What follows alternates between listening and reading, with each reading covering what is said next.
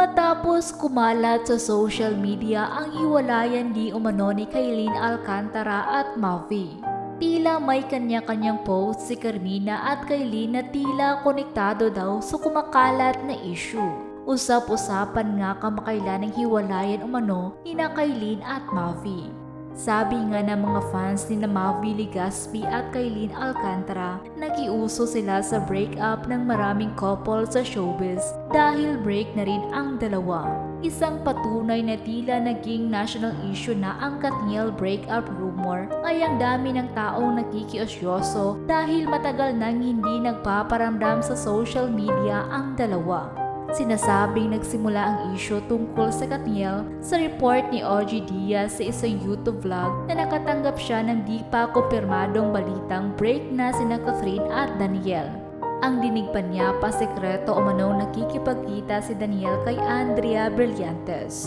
Pero hanggang ngayon ay walang direktang pahayag ang parehong kampo ni Catherine at Daniel tungkol sa issue.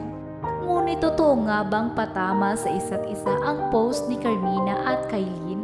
Todo depensa sa mga anak sina Mavi at Cassie Legaspi, sina Zoren Legaspi at Carmina Villaruel. Dahil nababash si Mavi matapos kumalat ang balitang break na sila ni Kailin Alcantara. Si Cassie naman nabash noong malamang in-unfollow niya si Kailin sa Instagram kaya pati siya nadadamay sa bardagulan ng maka-Kailin at maka-Mavi fans. Nag-viral sa social media si Carmina Villaruel matapos itong mag-post ng cryptic tweet sa gitna ng usap-usapan sa breakup ng kanyang anak na si Mavi Legaspi at aktres na si Kailin Alcantara. Matatandaang nakakuha ng atensyon ng netizen si Kailin matapos itong mag-post ng mga mensaheng ikinagulat ng kanyang mga tagahanga. Caption nga na aktres ay "Knew it."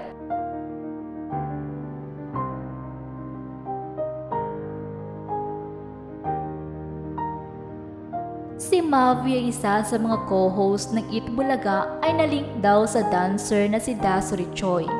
Samantala, nag-post ng maikling mensahe si Carmina na pinaniniwala ang reaksyon niya sa mga chismis na kinasasangkutan ng kanyang anak. Ani ni Carmina, "Mom knows best."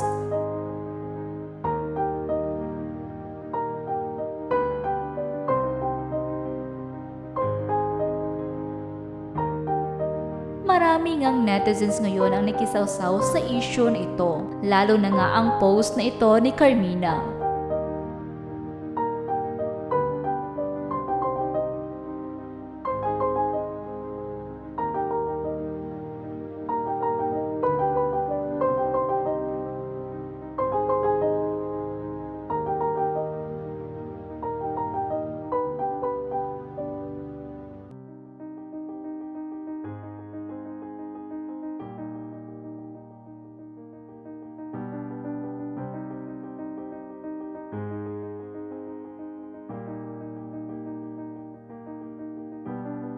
Nag-post din siya ng isa pang mensahe na naka-address sa kanyang anak na si Cassie.